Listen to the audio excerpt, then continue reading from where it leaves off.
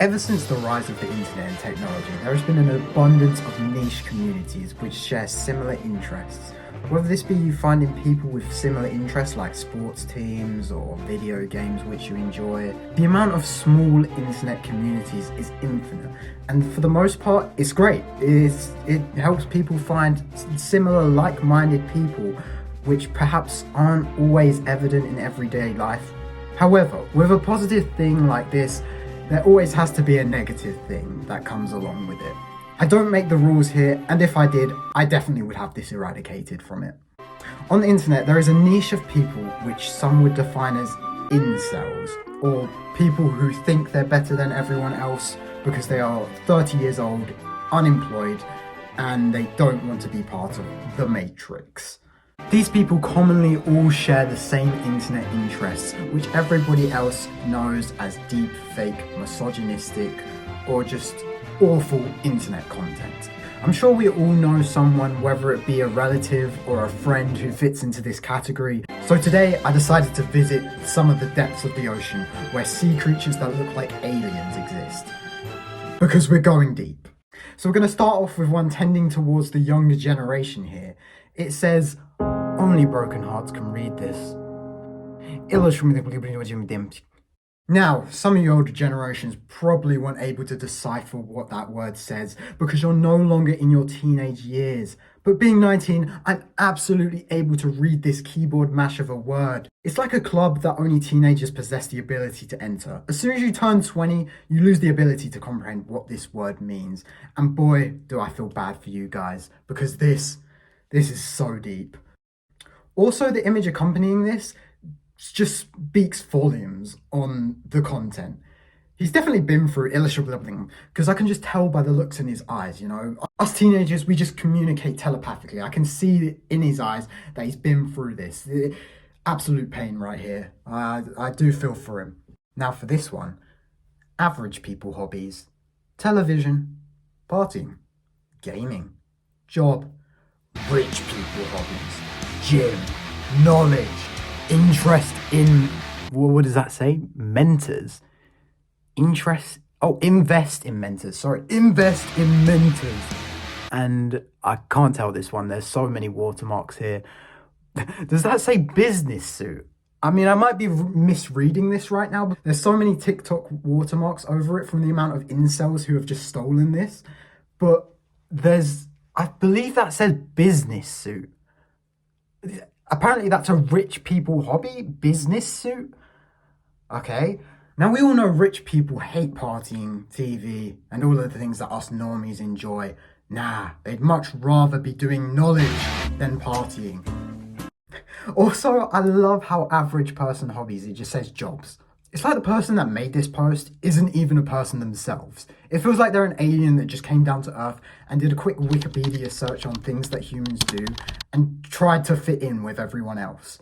Yes, I too am human, and I enjoy human things like partying, television, and doing knowledge and job. And also business suit. I enjoy business suit. Now this is a big one. This is the main source of misogyny. As soon as you see Thomas Shelby or the Joker, you know it's about to be misogynistic and just tended towards these alpha males. Alright, here's this one. Remove your date of birth from social media and see no one will wish you except your mum. Now, this is a struggle we always go through. No one will wish me. I've been trying at this for years now and no one is wishing me. Please, can someone wish me? Please, just in the comments, just wish me. Please, I'm begging, just one person at least. I need to be wished. I need to be wished. Only my mum has wished me. This is the only thing my mum does for me. She wishes me, and I just want to be wished by someone else. Now, I'm surprised this one wasn't misogynistic, to be honest. I was looking at the Thomas Shelby photo and I thought, incoming misogyny here. There's got to be something here that says something about women getting back in the kitchen. But apparently not. It's Success Tips has avoided misogyny on this post.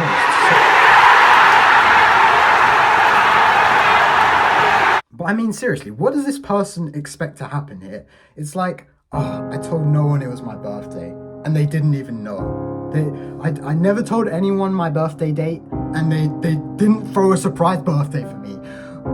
Guys, what the heck? I need new friends immediately. They should telepathically read my mind to find out my birthday. This is just so sad. Like, no, you put your date on social media and you put your birthday out there just so people will know. You know, it's not a thing that you just telepathically find out about someone. I honestly have nothing to say about this because I genuinely don't understand it. Like, genuinely, someone let me know what this is about because I've looked at this image now for like 10 minutes straight and I have no idea, like, I can't decipher any meaning from this. It's so deep that it's just gone beyond my comprehension here. The one thing that I can try and put together is that the sharpener's been sharpening the pencil. Is that like an sexual innuendo or something? I genuinely have no clue what this photo is about. It's gone so deep beneath the surface that it's just evaded our mental knowledge. I'm just going to give a warning before this one, because you know what? I'm just going to read it out, honestly. Better to be a sexual predator than to be the sexual prey. What? So this one reads, such a powerful photo. Please, take note. Kiss. And it's a mum, I believe it's a mum, I'm going to assume it's a mum, with a lizard tongue, licking the back of a young boy's neck. And then his tongue, which is also abnormally long, nowhere near as long as the mum, who's a lizard here. But his tongue is still like a fruit winder winding out here, is poking his tongue out and then pointing at a boy who's crying. I mean, maybe the young boy licked the other guy's neck and maybe it's like a metaphor for how bullying is passed along generations. I don't know. I wouldn't also be surprised if they're like promoting the bully to be the good guy here. Like he's the alpha male in this situation. Like, hey guys, don't grow up to be this absolute loser who's crying. You need an alpha mom who's gonna teach you how to lick other people's necks. This is how us alphas are developed. We lick each other's neck. It's like a ceremony where we all get together and initiate the alphaness in us. Now we move on to a Twitter post here, and this person has wrote, this picture is so deep. Sadly, I think only a small percentage of people will be able to understand it. And then this is the image. Now, I don't know about you guys, but I think I might be within that small percentage here because it's like social media's in a pill packet. You know, it's like we're addicted to social media. You know, this younger generation, we can't take our eyes off of our phones. We need to look up. We need to read a book. We need to touch grass. We need to experience all of the things that were happening before phones, before we gained all this knowledge that we have on the internet. You know, back in the 80s, you know, when there was misogyny and racism, or more racism and more misogyny, and there was all these wonderful things, you know. Heck, let's take it back to the 20s, the 1920s, 100 years ago, when husbands used to beat wives. I mean, apps like ASOS are just ruining this younger generation. They can't take their eyes off of the phone screen when ASOS is on there. ASOS is just corrupting the youth. It's all the app does. If you check my screen time, it's just 10 hours every single day spent on ASOS and Gmail. Now we've got a little acronym here, which is, we've got ABCDEFG here, and it stands for a boy can do everything for a girl. And then the reverse meaning of this, GFEDCBA. Girls forget everything done and catch his new boy again. Now, without mentioning the fact that they added an and in there and a new also, I mean, they could have just said catch his boy again and it would have actually suited the acronym. I mean, the and is technically a symbol there, so I guess they could slightly get away with that, but by adding the new in there, it just seems like you've just ruined the acronym. It's like saying FAT stands for fabulous, boy, and terrific. You can't just add another letter in there. It completely changes the words. It's not an acronym anymore if you add that in. Now, we got something here for the emo community. We're being inclusive here, all right? Screamo, punk, and emo bands have reduced suicide rates by 89%. How dare you to say this music is shit? Yes, how dare you to say this? How dare you two say this? This stat is 100% true, and it is proven by scientists. They actually did their research into this. Amazing, honestly. We don't give credit to these screamo bands enough. You know, some people just say it's screaming into a microphone. No, this is life-changing music right here.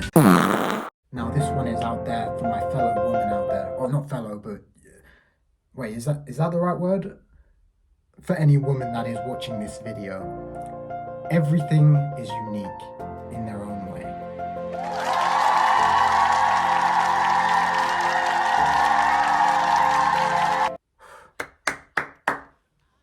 You know, everything, you know, even you human beings, you're unique in your own way. You know, you're just a thing, but you're unique, you know. You're just a thing, you're just an object, you know. What is this even supposed to mean? I don't know. Why is there a doctor sat in the corner? Who knows? Mysterious motivation. Come on, you need to improve on your sentence here. It's everyone. God, grammar police here, coming in and checking in on you. Someone needs to monitor mysterious motivation here, because honestly, they're letting their content slip here. The grammar is completely wrong. Get it right. Now, this one feels like something that would be shown in a school assembly, I'm not gonna lie. We got someone here who's like mischievously tying up someone's lace, who's sitting on a wooden chair, which appears to be in the streets, I'm gonna assume, because it's like a brick wall in the background. And then this guy's just got the longest knife I've ever seen. That is so long. Are we even sure that is a knife, or has the silhouette just made it look like a knife? I mean, that could be a paintbrush, to be honest with you. But we're gonna assume that it's a knife here, and he's stabbing him in the back. Why is he so mischievously tying up the laces? He's like touching them so delicately, like he doesn't want to be caught. I mean, second of all, why is he even tying up this guy's laces? He clearly can't work for himself. I mean, he's managed to pull out the knife there. So why is this guy like tying up? Or maybe, you know what? I've just realized something. Maybe he's not tying up his laces. Maybe he's just undone the laces, which is why he's like trying to be so mischievous and quiet with it. He's like tried to be silent because he didn't want the person finding out. And then the person saw and he was like, oh shit, I gotta stop this person. Now with this one, we've got the teacher on the board, clearly teaching them the ABCs. I wonder if she's teaching that acronym, you know, right? Maybe she is. Maybe she's teaching about how girls will just leave you for another guy. I mean, she's not quite got onto the backwards reverse one yet, which is a bit more complicated because you just added another letter there. But, you know, she's got to teach the ABCs first. She's got to teach the initial acronym to go along with it. But it seems like the teacher's just throwing up letters down a cliff. And then on the other side, on another cliff, is this boy who's just confused. And honestly, I'm on the boy's side here. I mean, why has he showed up to some like mountainside on the edge of a cliff to be taught his ABCs? You know, but this kid is just beyond confused, and rightfully so. I mean, he's looking down on the edge of this cliff like, am I about to die right now? I mean, my teacher is the other side, just spewing up letters, and it just says ABC on the board. I mean, what notes am I supposed to be taking down here? I'm confused right now, G. Women always going on about how pregnancy is the most painful experience in the world, and they're so special for bearing a child for 9 months and then birthing it out of them. Nah, men, we have that in our brains. This is what women can't comprehend in their stupid little heads. You know, we have big brains, we have big heads. In fact, no, we don't even have brains. We just have a living, breathing baby up there. We just have it survive up in our heads, and women don't understand this because we never actually let it out of our heads. We just let the baby like manifest inside of our heads and grow and get big until our heads just eventually explode because the child has just grown into this grown adult. I've got a baby in my stomach and I'm gonna hold it for 9 months and then birth it out. No! Us men, we have that in our heads. We have it in our heads constantly. You know, it's why we get headaches. Women don't get headaches, okay? It's only men. It's when the baby is kicking in our heads. That's why headaches are caused. I'm so sick of women complaining about pregnancy. when us men clearly go through the pain in our heads. We all occupy a little baby inside of our head. There's no brain. What brain cells? What are they? What are brain injuries? We only injure our babies in our head when we get hit, you know? It's just that little baby up there, like pulling on the strings, a bit like Ratatouille, you know? He's like controlling everything. He's the real mastermind of who we are. And we've got Megamind on the left here. That's pretty much the end of what I could find about deep internet quotes and posts and everything. Okay, bye. I'm confused. I'm confused right now, G.